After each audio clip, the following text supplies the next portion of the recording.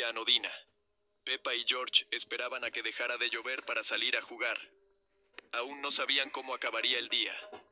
Esperaron a que saliera el sol y preguntaron a sus padres si podían salir a dar un paseo. Cuando salieron de casa, encontraron charcos que había dejado la lluvia y empezaron a saltar en ellos, como habían hecho muchas veces. Sin embargo, ese día decidieron intentar encontrar el charco más grande. Caminaron cada vez más lejos de casa. Llegaron tan lejos que sus padres ya no podían verlos.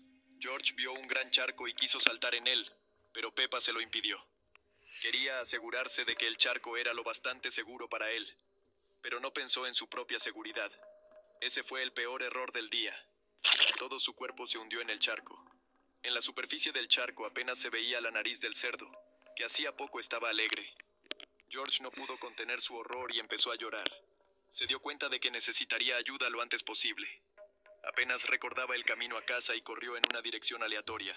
Al cabo de un rato, no se dio cuenta de que había un charco bajo sus pies y él mismo cayó en él. Estaba metido en el barro hasta la cintura. No podía salir por más que lo intentaba, pero la mitad superior de su cuerpo estaba libre. Lo único que pudo hacer fue gritar y pedir ayuda desde el charco. Como George se había alejado demasiado de sus padres, estos no podían oírle. Una hora después de que Peppa y su hermano salieran a pasear, mamá cerdita empezó a preocuparse. Habló de ello con papá cerdito y salieron a buscar a sus hijos. Tras 20 minutos de búsqueda, denunciaron la desaparición de sus hijos. A continuación, todos los vecinos empezaron a buscar a Peppa y George. La búsqueda duró varias horas, e incluso intervinieron helicópteros. George fue el primero en ser visto por papá cerdito, que oyó débiles gritos de auxilio. Se acercó y lo vio. George estaba en estado de hipotermia, resfriado por la humedad y agotado. Papá cerdito lo sacó y trató de averiguar dónde estaba Peppa.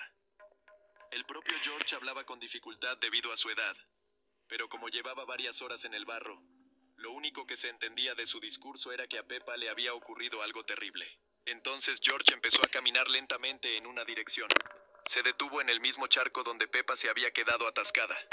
No había nada en la superficie del charco, ya que no había huellas cerca. Desde entonces, ya a nadie le gusta saltar en charcos llenos de barro.